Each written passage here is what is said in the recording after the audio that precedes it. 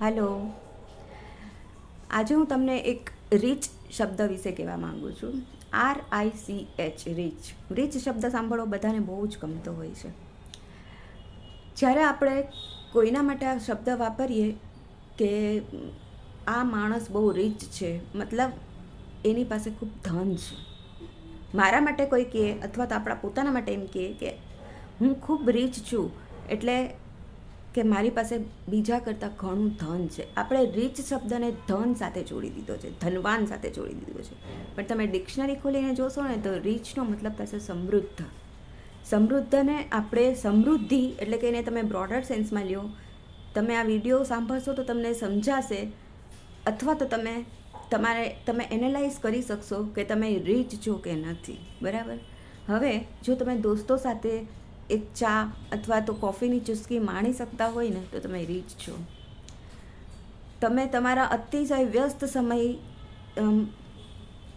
પછી અતિશય વ્યસ્તતા બાદ તમે ચાંદ કે તારાને જોઈ શકતા હોય ને તો તમે રીચ છો. તમે હોલિડે માણી શકતા હોય તમારા બિઝી શેડ્યુલમાંથી પણ 1-2 દિવસની, અને તમે જંગલ કે પહાડ કે નદી કે સરોવર કે દરિયા કિનારે જઈ અને બેસી શકતા હોય, ત્યાંની કુદરત માણી શકતા હોય તો તમે રીચ છો. તમે ભીડની વચ્ચે પણ તમને જો એકલા રહેતા આવડે ને તો તમે રીચ છો. તમને તમારા બાળકોને એટલો વિશ્વાસ હોય કે હું ઉમંગભેર દોડીને મારા મમ્મી પપ્પાને કાંઈ પણ વાત કરવા જઈશ તો મારા મમ્મી પપ્પા એકવાર પોતાનું કામ છોડી અને મારી વાતો ખૂબ શાંતિથી સાંભળશે, મને સમય આપશે. એટલો બાળકનો તમારા પરનો વિશ્વાસ હોય ને તો તમે ખરેખર રીચ છો.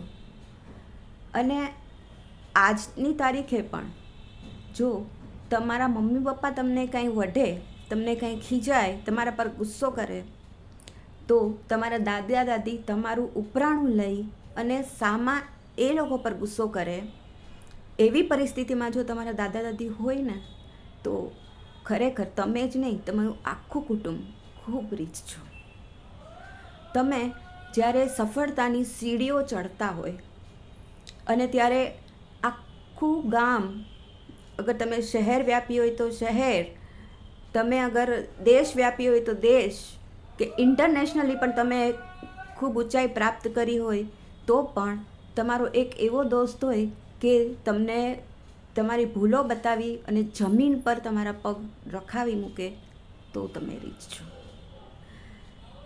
તમે રેસ્ટોરન્ટ, બ્રાન્ડેડ કપડાં એ બધા વચ્ચે પણ તમારા ફેમિલી સાથે કે ફ્રેન્ડ સાથે દરિયા કિનારે જઈ અને ચણાચોર, ગરમ ચણાચોર ખાઈ શકતા હોય ને તો તમે ટહેલતા તો તમે ખરેખર રીચ છો.